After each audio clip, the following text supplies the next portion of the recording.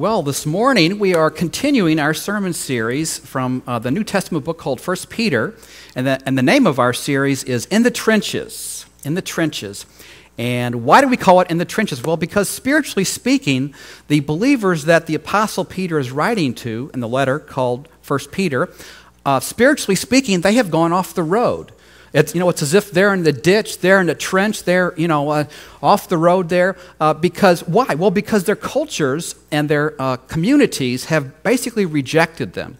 They mock them, they make fun of them, they don't share the same values as the Christians do in the first century. As a matter of fact, the Roman government is actually actively persecuting Christians during this period of time. And so, again, spiritually speaking, they've gone off the road, they're in the ditch. And they're confused, they're beaten down, they're depressed, they're, how do we live the Christian faith in such a hostile environment? Our culture hates us, the government hates us, our family and our friends and our neighbors hate us, our coworkers hate us. How do we live out this faith? How do we do it? And so if you were here a couple weeks ago, the Apostle Peter started out this letter, 1 Peter, in a very encouraging way. It was just off the charts.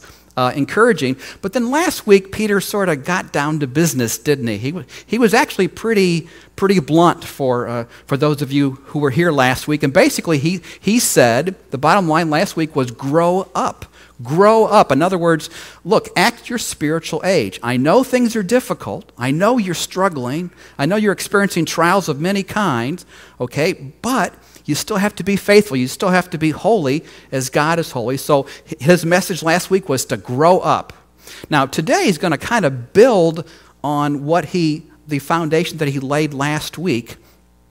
And today, basically, he's going to talk about our responsibilities as Christians. I don't know if you knew it, but we actually have responsibilities as followers of Jesus. And what he's going to really focus on today is you guys represent Jesus. You are the face of Christianity at home, at work, at school, in your fraternity, in your sorority, wherever you are the face of Jesus. You represent Jesus, and so you need to accept that responsibility because it's definitely a heavy one. And as I was thinking about representing Jesus in our community, I was thinking years ago, this was, sort of feels like a different life now, but most of you know that I haven't always been in full-time ministry. I was in the business world for 24 years, and so early on in my business career, I worked in a public relations office at a botanical garden in St. Louis, okay? And our biggest annual event was something called the Japanese Festival. And for 10 straight days, it was everything Japan, martial arts, music, food, the arts, you name it. If it had to do something with Japan, we did it during those 10 days. We flew in people from Japan. We flew in people from Southern California in particular. It was a really big deal. And my office, the public relations office, was responsible for planning this massive event, okay? People would come throughout the Midwest. And I'll never forget, we were at a planning meeting, and we were talking about responsibilities, and we got to the place where we were talking about, okay, now who's going to represent the botanical garden? Who's going to represent the Japanese festival? Who's going to be the public face for this? In other words, who's going to do the TV interviews, the radio interviews, the newspaper interviews? Who's that going to be? And my boss turned to me, she pointed at me, and she said, "That would be you." And I remember thinking, I was so intimidated. I had done, a handful of interviews and stuff before, but nothing of this magnitude. Back then, now I don't know how it is now, but back then it was a major tourist attraction for the entire city of St. Louis. And so driving home from work that day, I was really intimidated, thinking, man, if I do a lousy job, number one, nobody's going to come to this big event, okay, which has been very successful in the past. Number two, if I do a lousy job of representing the festival, if I do a lousy job of representing my employer, people are going to look poorly on the botanical garden. Who knows? Maybe I'll get fired if I do a poor job. And not only that, again, it was a citywide kind of thing.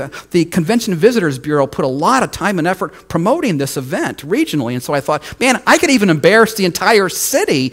And so I was really, really intimidated. And by the way, though, everything went okay, all right? But the point that Peter is going to make today for us as Christians is a very similar point as my boss made to me that afternoon, that we are the face of Christianity. In many cases, we're it, at work, at school, in our fraternities, our sororities, our neighbors, our sports teams. For very often, we're the only exposure, Christian exposure, that some people will have. And if we don't represent Jesus well, we could blow it. It's a heavy responsibility. That's what Peter's going to talk to us about today. So I have a couple questions I want to ask you before we begin. Would you like to fulfill your God-given responsibilities? Amen. All right. Well, hopefully our heads are nodding, and inside now, inside we might be saying, "Yeah, I do," but I don't know what you're talking about now. But yes, of course, we all want to fulfill our God-given responsibilities. Second question: do you want to represent Jesus better than you have in the past? Would you like to represent him better? Hopefully you do. Hopefully we all want to improve. Even if we've done a really good job in the recent past, we all want to get better, okay? And last question, do you want some practical tips on how to fulfill our God-given responsibilities? Do you want some practical tips on how we can represent Jesus better? And if the answer to that question is yes, well, you're in the right place, okay? We're going to talk about all this, our God-given responsibilities. How can we represent Jesus better? And we're going to get really practical at the end of the message, as we typically do. So, you guys ready to go? Let's open up our Bibles to 1 Peter chapter 2. I want to hear some Bibles going there. Please don't rely on the screen, okay? You can do that. That's okay. But, yeah, Debbie, thank you very much. Very good. Very good. 1 Peter is near the end of your New Testament. So if you go to the book of Revelation, just hang a left. Yeah, hang a left. And you'll eventually get it after several small books. Now, in 1 Peter chapter 2, the first 5 verses we're going to look at, not the first 5 verses of 1 Peter 2, but the first 5 verses in our passage today, is going to mention a word or a related word, and the word is stones. Stones are going to be mentioned 8 times. 8 times stones are going to be mentioned in these 5 verses, okay? And so it's going to be kind of weird. But basically what I want to sort of alert you to before we read it is that this is a metaphor, okay? And the writer, Peter, is trying to explain something that is true in the spiritual realm, and he's trying to help his readers to understand it in terms that they can understand. That may just kind of confuse us, but it's actually meant to be clarifying, okay? And so I'm going to tell you who the stones are in advance. One of the stones that he's going to talk about is Jesus, okay? Then he's going to talk about some other stones, and those other stones are all of us, are Christians, all right? So, Let's get started here, and this will sort of give us an idea of how it not only talks about the importance of Jesus, but it's also going to talk about how different people react to him. So let's get started, beginning in verse 4, and get ready to read about a lot of stones. Here we go. As you come to him, the living stone, rejected by men but chosen by God and precious to him, you also, like living stones, are being built into a spiritual house to be a holy priesthood, offering spiritual sacrifices acceptable to God through Jesus Christ.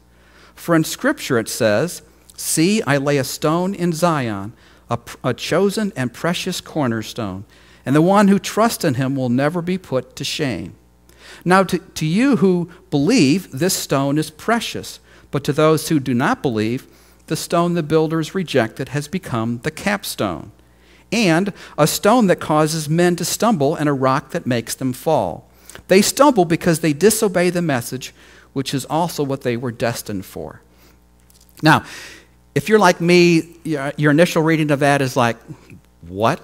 Okay, but let's go through it, and hopefully we can at least get the general gist of what he's saying. So he mentions the first living stone in verse 4, is the living stone, and again, that is Jesus, okay? The first living stone, this is a capital S, living stone, that is Jesus, in verse 4. And even though the living stone, that is Jesus, was rejected by men, he was largely rejected by people, that's obvious because he was crucified and all that. But look how God feels about him. Jesus was chosen by God, and he's also precious. Jesus is precious to God. The living stone, Jesus, is precious to God. But then, in verse 5, we find out about some more stones, some more living stones. And again, these are us. These are Christians. Now, think about this.